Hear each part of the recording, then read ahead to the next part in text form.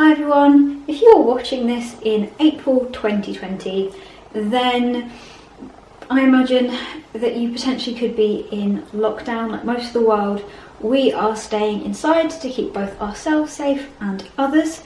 So firstly, before I start this video, my heart goes out to you all. I hope you're all staying safe and that your families are staying safe as well. As such, a lot of you might actually be cut off from the coast and unable to explore like we were before. But does that mean that we're not going to get our fix of fun ocean facts? No! Does that mean we can't be inspired by the other nature that's around us? Definitely not! And does that mean I'm going to stop blathering on about the ocean world in our weekly videos? Absolutely, definitely, big fat no. So welcome to today's sketchbook session. Although I live in Dundee, which is kind of a coastal city, I do live within walking distance of being able to, get out and see the sea. I'm not able to explore like I usually do. You guys have seen my rock pooling vlogs. I like to put my wellies on and to go exploring. But like in most places in Scotland, I am actually also within walking distance of a small woodland area. Now this wood is filled with absolutely tons of lovely land nature. I don't actually know a lot about land nature, less than I would like, so I get to thoroughly enjoy looking at the world of land plants, but don't really know much about them.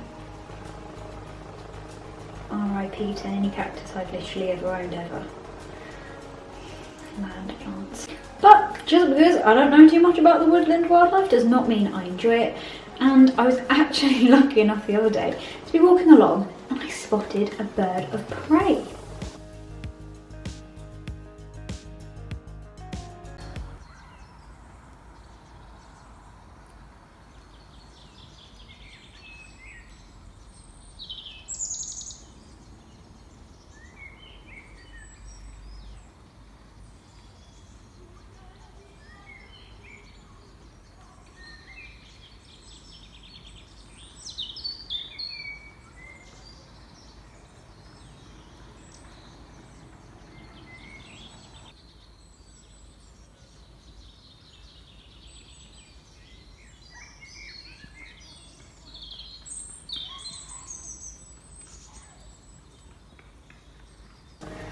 I later found out that this was a buzzard enjoying a very lovely meal, I'm sure, which pretty sure was a smaller bird, which I didn't know what that was either. But I instantly thought of a marine invertebrate because that's what you all think when you saw that, right?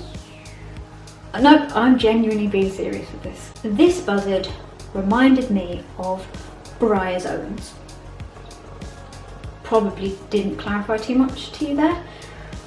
And even more specifically, it reminded me of erect bryzoans. Now don't read into that just because I used that word. That is what you call a group of bryzoans that grow from a stalk kind of upwards. Probably not called a stalk, but you know what I mean, grows upwards, compared to bryzoans that grow across things.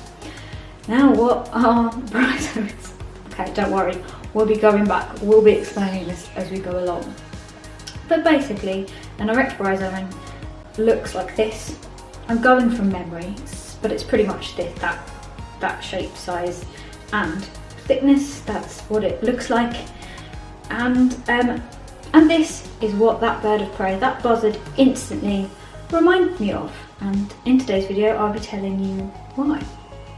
Well, firstly, I want to say thank you to the Marine Biology Association down in Plymouth in the UK, where I trained with them, learning more about how to ID these species, and this is where this kind of mind-blowing fact came from. Before we get into the details, I will go back and I'm going to explain what bryzoans actually are, because I don't think it's a household name. And if it is a household name and used in your house, if you discuss bryzoans in your home, got a very lucky household. So what are bryzoans? Bryzoans are aquatic, sessile colonial animals.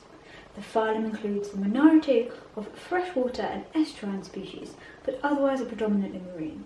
They are surprisingly common animals, forming a conspicuous part of the hard substratum epifauna of most rocky shores, and often becoming especially abundant of sublittoral shallow habitats.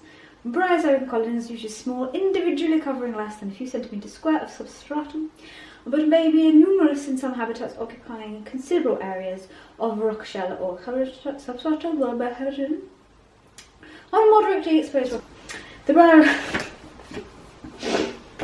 Look, this is all you need to know about bryozoans. These are really cool and underestimated animals. Yes, animals and not plants. Shocking, I know, but bear with me. Basically, a bryozoan is a colony of these little things called zooids. Now, a zooid is one individual little unit all of itself. This little thing can feed, can reproduce, could probably go it alone if it had to, but bryozoans form colonies, groups of these little zooids, these little units, so that they can better survive. And they're a really unique and really good adaptation group, in that there's lots of species and lots of different types of kind of bryozoans. Each of them is slightly different in some way. And when you get animals that are able to do this, are able to form lots of species, slightly adapt for their different environment that they live in, you kind of come up with a lot of weird things, because you're trying lots of different things to survive, and if there's lots of variation, then you're going to get a lot of weird stuff too. And it's one of these weird variations that reminds me so much of my buzzard friend. Now, the particular family, which is basically a group of species that are more similar to each other than they are to the rest of them, and in each family there are different species.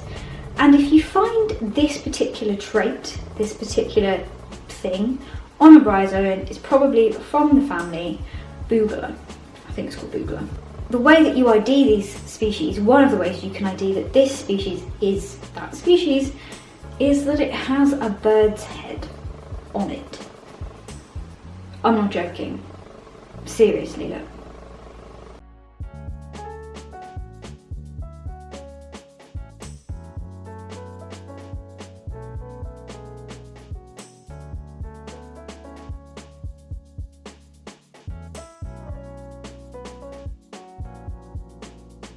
These little moving birds' heads are called avicularia. Now, take this with a pinch of salt. Surprisingly, the Google of bryozoans isn't as large as other areas, aspects, corners, shelves of Google.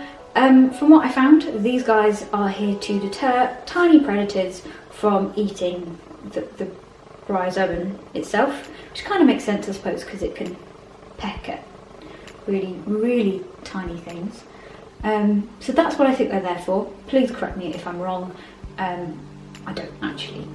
That's just what I found on the internet. Bryozoans are also renowned for being difficult to ID, and although this bird's head is kind of a shout to be like, oh yeah, it's that family, there are lots of different species in that family, and one of the ways you ID between them, as well as a few other characteristics, is the shape of that bird's head. You look at how curved the beak is, or how elongated the beak is, or how big it is. So seriously, like, this is what marine biologists do. They can spend hours of their day sometimes when they have to ID these creatures. I've done it when you sit down and you're just comparing beak sizes of bryozoans, which is why it's always sticks in my head and instantly reminded me of my buzzard friend, because isn't that strange? Isn't that crazy? Isn't that really, really amazing that there are birds' heads on these bryozoans? This tiny little marine invertebrate animal has, part of it, evolved something that looks exactly the same as the skull of a bird. Yes, we might not be able to get out to the coast and explore for the foreseeable future, but every time you see a bird flutter past your window, or if you're a Disney princess, every time they do your house cleaning for you, remember, our bryozoan friends will be there waiting for us when this is all done and over, and ready to try and peck you with their tiny birds' heads, which will do absolutely nothing because they're so teeny weeny, and you'd need a microscope to see them. But at least you know that they will be there. So I have one more thing left to throw at you for you to mull over before next week's video on Wednesday. What came first? The bird or the bryozoan? Stay safe everyone, I hope you have a good week. Subscribe and like and comment and all of that stuff to keep up with fun, friendly marine content every single Wednesday. And let me know if there's anything you want me to film that I can film inside in the comments below, because I'll be here ready to film it. I ain't going anywhere. Have a great week everyone. I will see you next Wednesday. Bye guys.